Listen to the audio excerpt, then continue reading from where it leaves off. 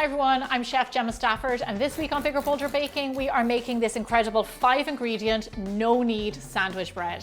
Here's how to do it. So it is back to school time. Georgie is heading into a new class, so I thought it's a great time to learn how to make a no-knead sandwich bread to make his lunches on. And this is such an easy recipe. It's great to know how to make this at home because it only involves 5 ingredients. No funny stuff at all. It's really simple. So here I have a nice big bowl, and into it I'm going to put in my flour. Now let me tell you about the flour. It's a mix of flours for this recipe. I have some strong bread flour. This has higher protein. It's good with yeast and it holds structure. I'm also mixing with that some all-purpose flour, lower protein, but it gives you, between the two, you get a really lovely chew on your bread. I don't want a loose crumb for a sandwich bread. That's not what you want. You want it to be kind of like close and tight. So the mix of these two flours, that's what you get. So it's a really great combo for this bread. So those go in there. A little bit of salt, always salt when it comes to your bread. Very important. And now for our yeast. If you know me by now, you know I always use instant yeast, which is way less work and it goes straight into the flour. So I love that. However, you know, I grew up in Ireland and we only had active dried yeast, which had to be sponged into liquid. So you can do that if you want. You're just going to need a little bit more yeast, a teaspoon and a quarter. So as you can see, I put yeast on one side of the bowl and then salt on the other. This is just a good practice when it comes to bread. If you put salt directly on top of yeast, it will kill it. So what I like to do is put it on one side, give it a mix to the majority of the flour. On the other side, mix in the salt, mix. And then you can mix it all together. I get questions, Gemma, you said don't mix them all together, and just give them a mix individually and then you can combine them and it's much better. There we go, no problem there at all. Now for our liquid, here I have some lukewarm water. Now this is really important because yeast loves to be warm and it needs liquid. So what I like to do is you can do this on the stove top or you can do it in the microwave. Warm it up a little bit until it's blood temperature. Now, how do you know what the temperature of your blood is? Very simple. Pop your finger in there. If you can't feel the water around your finger, that means it's a similar temperature to your blood, which is perfect for bread making. Yeast loves that. So pour that in here. So just nice kind of room temperature, blood temperature is exactly what we're going for. And then all you have to do is give this a mix together by hand. So now you might be asking the question, what is a no-knead dough? And I have so many no-knead doughs. I love this technique and I'll tell you what it does. You do not need a kitchen mixer. You mix it all by hand. And rather than doing a whole pile of work, you mix your ingredients in a bowl, let it all come together, and then you ferment it overnight on the countertop. What happens is you don't need to put it on a machine and work and build that gluten. Over time, as it's sitting here, the protein and the gluten in your flour will develop over the hours that it sits here. What else will develop is flavor and also bubbles, and those bubbles give you lovely texture. So this is such a fantastic way to make bread. I have so many no-knead doughs on my website. Brioche, pizza, ciabatta, focaccia. I mean, it is such a fantastic, simple way to make amazing bread in 5 minutes each day. There you go. So once your dough comes together, it will be saggy. These are high hydration doughs. This is perfect. All our flour is hydrated. So guess what? We just did the hardest part of this recipe, which is mixing your dough by hand. Now all we have to do is cover it up.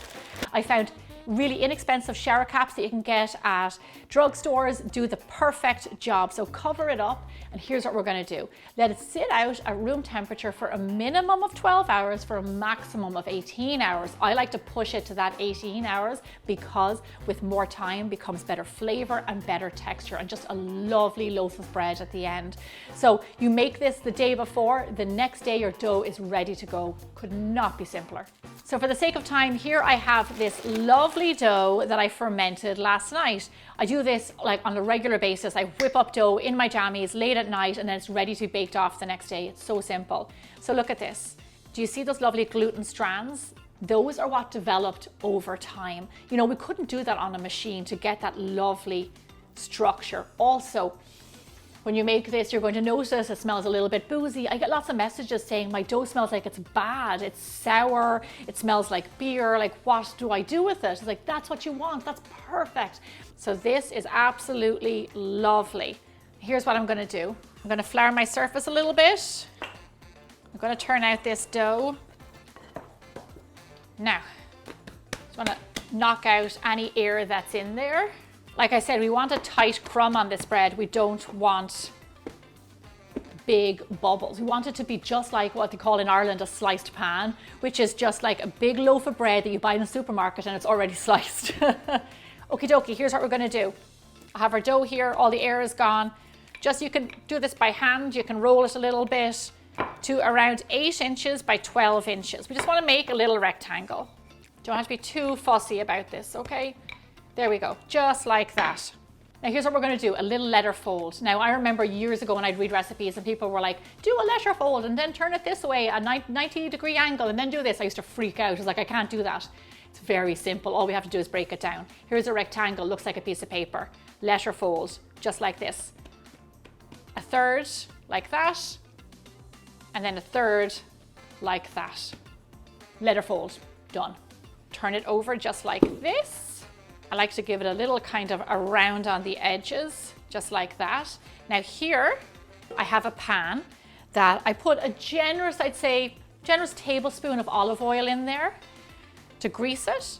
I'm gonna lay my dough right in there, just like that. Lovely. Cover it up with our shower cap yet again. Here's what we're going to do now. It needs to proof. Now this does take a little bit of time for this bread. It takes roughly around an hour and a half minimum to up to 2 hours. The time does vary. I've made this bread a lot. Sometimes it's ready in 90 minutes. Sometimes it takes the full 2 hours. I'm going to show you what to look for to be able to know when it's ready. Right now I'm going to set it over to the side again in a nice warm place. Let it grow, let it develop, and then it'll be ready to be baked off. So my bread today took almost 2 hours to proof. It's a little bit cooler in my house today, but this is looking good. So as you can see, the dough has doubled in size. So number one, that's what we're going for. If it hasn't done that, give it a little bit longer. Number two, how you can tell if it's proofed and ready to go is poke the dough gently with your finger. If the indentation of your finger stays in the dough, that means it's proofed and ready to go into the oven. If your dough springs back, then it's not ready and it needs more time. This is a really great way to tell when it's ready to go into the oven. The last thing I want to do is just score it. So I'm going to take a little blade, I dust it with a little bit of flour, and I'm going to slice it just right down the middle. Okay, lovely. Now my oven is preheated already. It's nice and hot. You want to get this straight into the oven now. So bake your bread in a really hot oven, 450 degrees Fahrenheit, 225 degrees Celsius, for roughly 35 to 40 minutes until it's lovely golden brown. Our oven is pinged and our bread is done. Look at that, it's gorgeous. Look at that beautiful golden brown crust and it smells amazing. Okay, I waited long enough. I'm gonna have to cut into this loaf. Just hear that crispy, crunchy crust. Absolutely lovely, and the steam coming off this bread. This bread is so flavorful. It is crispy on the outside, it is soft and spongy in the middle. It is perfect for a toasted sandwich, PB&J, toast by itself in the morning, whatever it is, make this part of your regular routine. You will not regret it. If you like no-knead bread, then you are in the right place. Stick around. I've got hours of more bread content for you to check out. And I'll see you back here again really soon.